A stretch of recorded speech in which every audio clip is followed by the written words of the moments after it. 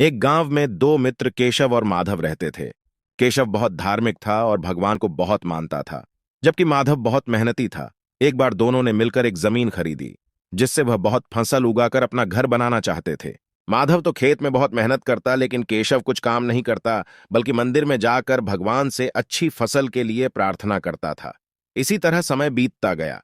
कुछ समय बाद खेत की फसल पककर तैयार हो गई, जिसको दोनों ने बाजार ले जाकर बेच दिया और उनको अच्छा पैसा मिला।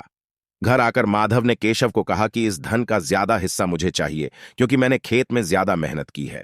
यह बात सुनकर केशव बोला, नहीं, धन का तुमसे ज्यादा हिस्सा मुझे मिलना चाहिए, क्योंकि मैंने भगवान से इसकी प्रार्थना की, तभी हमको अच्छी फसल हुई। भगवान के बिना कुछ संभव नहीं है। जब वह दोनों इस बात को आपस में नहीं सुलझा सके तो धन के बंटवारे के लिए दोनों गांव के मुखिया के पास पहुंचे।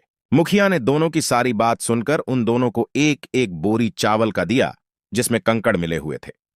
मुखिया ने कहा कि कल सुबह तक तुम दोनों को इसमें से चावल और कंकड़ अलग करके लाने हैं, तब मैं निर्णय करूंगा कि इस धन का ज्यादा हिस्सा किसको मिलना चाहिए। दोनों चावल की बोरी लेकर अपने घर चले गए।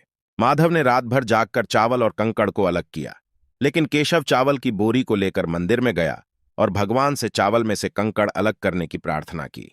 अगले दिन सुबह माधव ने जितने चावल और कंकड़ अलग कर लिए थे, उसको मुखिया के पास लेकर गया, जिसे देखकर मुखिया खुश हुआ। केशव वैसी की वैसी बोरी को लेकर मुखिया के पास गया। मुखिया ने केशव को कहा कि दिखाओ तुमने कितने चावल साफ किए हैं। केशव ने कहा कि मुझे भगवान पर पूरा भरोसा है कि सारे चावल साफ हो गए होंगे। जब बोरी को खोला गया तो चावल और कंकड़ वैसे के वैसे ही थे। मुखिया ने केशव को कहा कि भगवान भी तभी सहायता करते हैं जब तुम मेहनत करते हो। मुखिया ने धन का ज्यादा हिस्सा माधव को दिया।